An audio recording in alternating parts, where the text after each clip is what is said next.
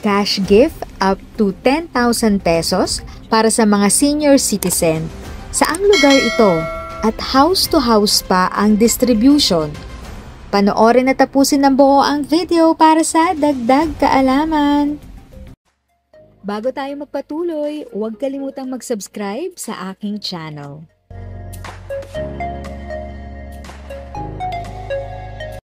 Thank you sa pag-click ng aking video. Good day po sa lahat ng mga nanonood. Sa mga bagong viewers at napadaan lang, by the way, I'm Tita Eda. Welcome to my channel. Ang channel na maghahatid sa iyo ng dagdag kaalaman tungkol sa government services, bagong mga balita at informative videos na galing sa legit na resources. Mag-subscribe na para updated ka. Opisyal na sinimulan ng lungsod ng Taguig noong Huwebes, August 31, ang pamamahagi ng house-to-house ng birthday cash gift sa mahigit 270 senior citizen mula sa 10 barangay ng Embo na nasa ilalim na ng pangangalaga nito. Sa ilalim ng programang ito, ang mga senior citizen ng lungsod ay tumatanggap ng mga cash gift mula 3,000 hanggang 10,000 pesos depende sa kanilang age bracket. So, 3,000 pesos para sa 60 to 69 taong gulang, 4,000 pesos para sa 70 to 79 taong gulang, 5,000 pesos sa 80 hanggang 89 taong gulang at 10,000 pesos para sa 90 to 99 taong gulang. Kapag umabot na sila sa edad na 100, bibigyan sila ng 100,000 pesos at patuloy na tatanggap ng parehong halaga bawat taon sa buong buhay nila. Personal na inabot ni Mayor Lani Cayetano ang cash gift sa mga senior citizen na naroroon sa kick-off ceremony sa Barangay Pembo. Ang iba ay nakatanggap ng kanilang regalo sa kanilang kaarawan sa kanilang pintuan habang ang mga manggagawa sa barangay ay nag-house to house para sa pamamahagi. Ang 72 years old na si Guillermo Perez Jr. mula sa Barangay South Sembo ay nagpahayag ng kanyang pasasalamat sa lungsod ng Taguig para sa cash gift at house-to-house distribution. Napakaganda po na dinadala nyo sa amin sa bahay ang aming cash gift. Maraming salamat po. At siya ay nakatanggap ng 4,000 pesos noong August 31 para kay Adela Miranda, 86 taong gulang mula sa Barangay Post Proper Southside. Ito ang kanyang unang pagkakataon na makatanggap ng cash gift para sa kanyang kaarawan. Ibibili ko po ito ng bigas at pang-ulam namin, sabi ni Miranda na nakatanggap ng 5,000 na cash gift. Kahit mano-mano ang pagkalap ng datos ng senior citizen, hindi namin ipinagbukas ang pagkakaloob ng birthday cash gift sa ating mga senior citizen. According kay Mayor Lani, para sa mga senior citizens para sa Embo Barangay.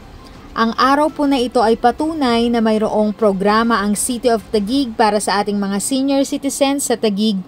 Ang naging programa po natin, pagsasapit ang kaarawan ng ating mga senior citizen according to the age bracket. Financial assistance po yung ibibigay natin o cash gift according kay Mayor Lani.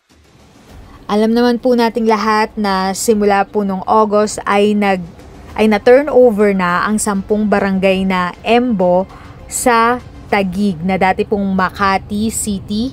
Ngayon po ay under na ng Taguig. Kaya po ito ginawa itong programa na ito para i-distribute ang mga cash gift sa mga senior citizen ng barangay na ito. Bilang caring city ang Taguig, inuna ng Taguig ang kapakanan ng mga senior citizen nito sa pamamagitan ng pagsasagawa ng house-to-house delivery ng libreng maintenance medicine para sa mga may diabetes, hypertension at asthma.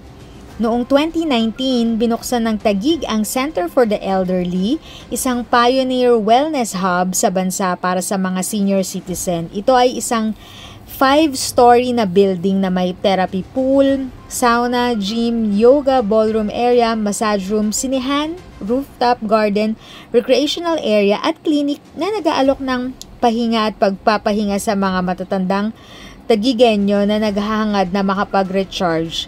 Tiniyak ni Taguig Mayor na ang bawat senior citizen mula sa 10 barangay ng Embo ay makakatanggap ng kanilang birthday cash gift dahil residente na sila ng lungsod.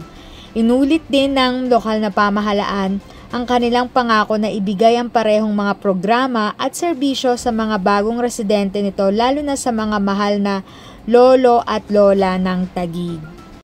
If sa tingin mo natulungan ka ng video ko na ito, nakasave ka sa oras mo, you can click yung thanks button at any amount ay malaking help sa pag-grow ng channel ko. Yan lang po muna ang aking update.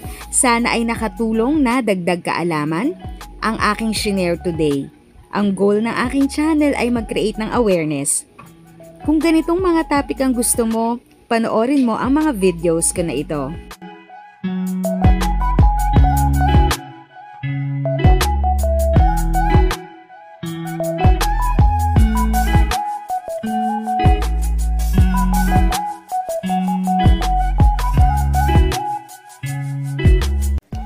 Thanks for watching! Kung may kapamilya, kaibigan o kakilala sa tingin mo ay magiging interesado sa video, please share or tag sila sa comment section. At syempre, if nagustuhan mo ang video, i-like mo na ito at subscribe ka na din. As always, feel free to write your questions, comments, and opinions respectfully. And continue to be a blessing and stay safe!